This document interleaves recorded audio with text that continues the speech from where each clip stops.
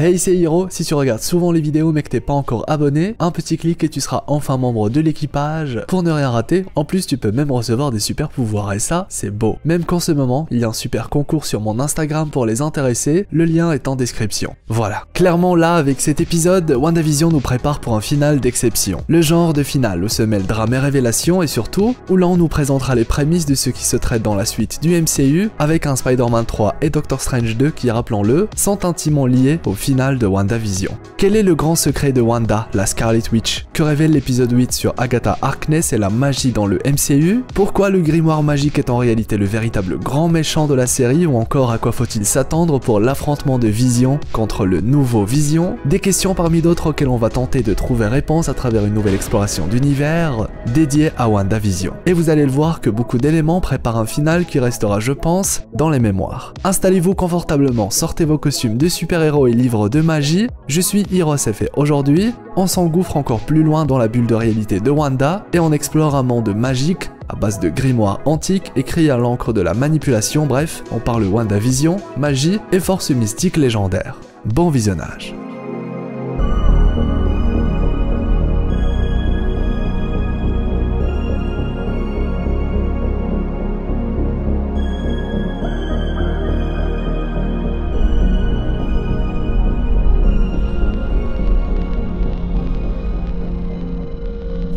Il faut de nombreuses années, ne serait-ce que pour maîtriser de la magie dite basique. Encore plus d'années si l'on souhaite utiliser un sort de transmutation ou connaître les secrets de runes capables de multiples effets, et même les sorts de contrôle mental restent entourés de mystères si on ne possède pas les capacités requises. Imaginez alors que vous soyez un grand sorcier ou sorcière. Qui plus est, a eu recours à de la magie noire pour performer les plus grands sorts quitte à y laisser son âme, et un jour vous découvrez l'existence d'une personne au pouvoir inné, bien plus dévastateur et puissant que ce que vous avez pu réaliser ou voir durant des centaines d'années. Et ça, eh bien, c'est ce que nous explique WandaVision à travers Agatha Harkness et Wanda Maximoff. C'est ainsi durant l'épisode 8 qu'opère littéralement la magie et qu'on nous pose enfin un décor concernant le passé d'Agatha Harkness. On découvre ainsi qu'elle faisait partie d'une sorte de cercle de sorcières mené par sa mère et que ces derniers ont puni Agatha d'avoir été visiblement bien trop curieuse. Je cite, « Tu nous as trahis, tu as volé du savoir supérieur à ton âge et ton rang, tu as pratiqué de la magie noire. » Là où c'est intéressant, c'est que Agatha semble véritablement confuse par les accusations de son coven, et même après que ces derniers aient tenté de la tuer, elle a campé sur sa position d'innocente, prête à jurer qu'elle n'a rien fait, et ne faisant finalement que se défendre durant la scène à l'aide d'une magie bizarrement bien plus dévastatrice que celle de ses aînés, pouvoir qu'on devine à l'œil grâce à un élément extérieur, chose à laquelle nous allons revenir un peu plus tard. Même durant l'épisode, Agatha souhaite simplement connaître le secret de la puissance légendaire de Wanda, sans forcément chercher à la blesser. En effet, on peut dire qu'elle est en quête de savoir. Les pouvoirs de Wanda sont un puzzle qu'elle souhaite comme le spectateur résoudre. C'est d'ailleurs entre autres l'une des raisons qui me pousse à véritablement penser Agatha pas si méchante qu'elle prétend être, ce qui s'aligne également avec ce qu'on sait du personnage dans les comics. En tout cas de ce côté-là, ça reste un peu flou, car même si affrontement il y a, on n'est jamais à l'abri d'une Agatha qui devient bienveillante avec le temps, à la manière d'un Loki finalement. Mais du coup, Hiro, comment Wanda arrive à être aussi puissante naturellement, alors que Agatha est techniquement une sorcière bien plus expérimentée? Eh bien cela a un lien avec le fonctionnement même de la magie dans le Marvel Cinematic Universe. Magie qui opère selon certaines règles bien précises. Prenons par exemple la scène où Doctor Strange rencontre Thor, et où, à l'aide de l'un des cheveux de Thor, Strange arrive à créer un portail qui emmène directement à l'emplacement du père de Thor. Dans la série cette fois, Agatha utilise un sort similaire dans la recette, et à l'aide d'un cheveu de Wanda, elle arrive à créer un portail qui emmène cette fois dans les souvenirs profonds de Wanda. En bref, pour l'exemple, le cheveu d'une personne X est un élément très important dans le lancement d'un sort en rapport avec la personne X elle-même. Une règle bien précise, sans laquelle le sort ne peut pas être lancé. Autre exemple, et comme les sorciers sont assez rares, on va une nouvelle fois utiliser Strange, et lorsque ce dernier lance un sort d'attaque ou de défense,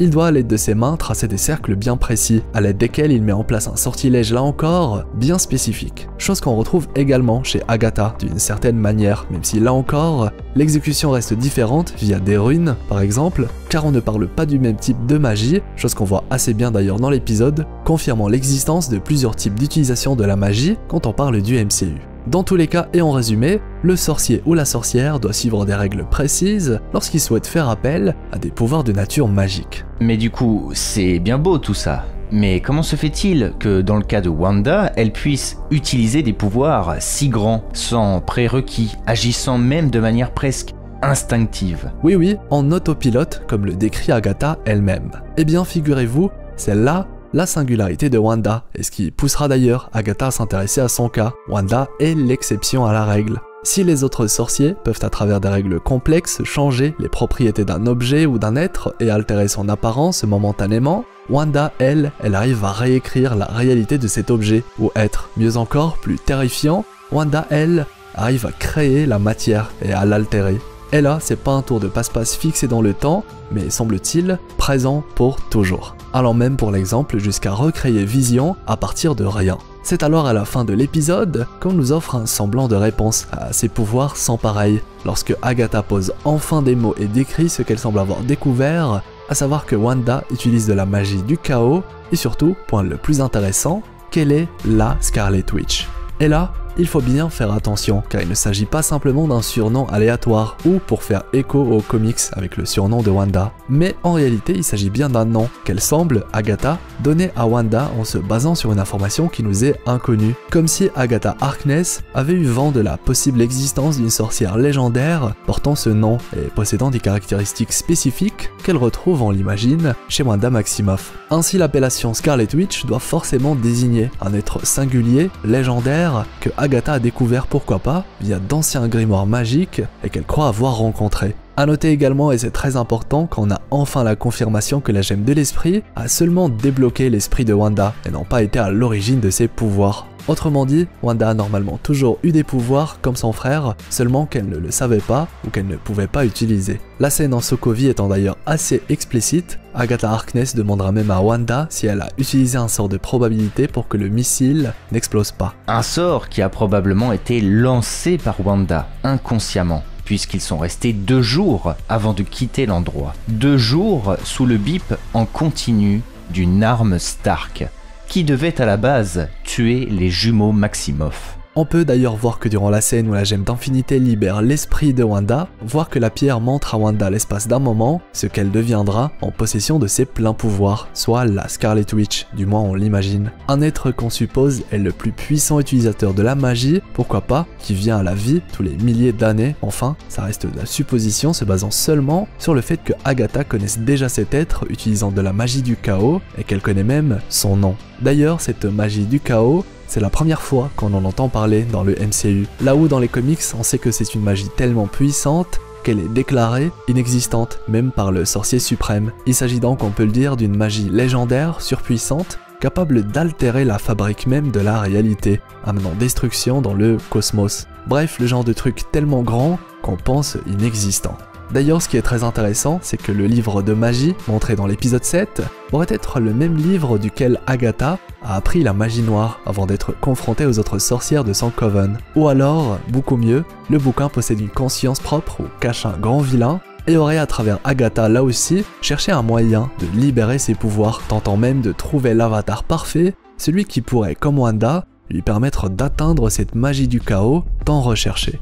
Le livre aurait alors perverti Agatha et retourné son coven à tort contre elle. Puis, une fois seul, il aurait appris à Agatha tout ce qu'elle connaît aujourd'hui dans la légendaire existence de la Scarlet Witch, mais là, on est clairement dans de la théorie, super cool certes, mais à voir ce que l'épisode final nous réserve avant de mettre les points sur les i, avec bien sûr de belles grosses théories à la clé qui lient le tout avec le tout.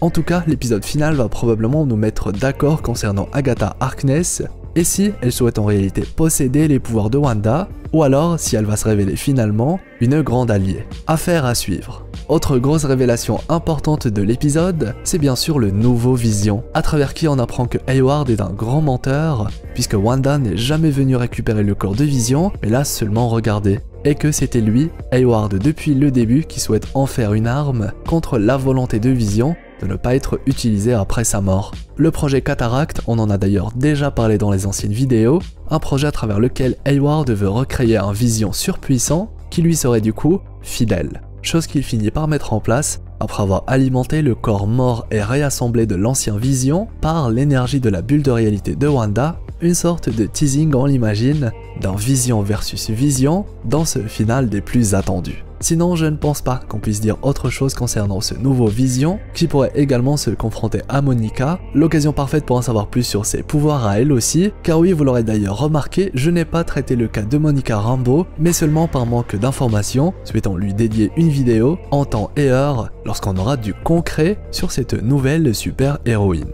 Voilà. C'est ainsi que se termine cette nouvelle vidéo analyse et théorie qui j'espère vous aura beaucoup plu. En tout cas, c'est toujours un vrai plaisir de voir qu'on est de plus en plus nombreux sur la chaîne à explorer cet univers qui nous est si cher. Bien sûr, je compte sur vous pour le pouce en l'air, le pouce bleu avec le gant de l'infini, ça m'aide beaucoup et m'encourage à vous faire plein de belles vidéos et plein de belles théories. Et aussi, abonnez-vous si ce n'est toujours pas fait. En ce moment, on est vraiment à fond sur Marvel, mais on parle aussi d'autres univers super cool. La petite cloche vous permettra d'ailleurs de tout le temps être notifié pour ne rien rater. On a par exemple il y a quelques jours parlé d'Harry Potter avec une belle vidéo, foncez la regarder si ce n'est toujours pas fait. A noter également, et c'est très important, que le frérot Argrok qui m'a accompagné pour cette vidéo a lui aussi sa propre vision des choses à vous partager. Sa vidéo analyse et théorie concernant l'épisode est d'ailleurs sortie en même temps que la mienne. Voilà, foncez, vous ne serez pas déçus. Ne ratez pas également le concours en cours sur mon Instagram pour les intéressés, le lien est en description, vous souhaitant une agréable journée ou soirée. C'était Hirosef l'explorateur d'univers, pour vous servir.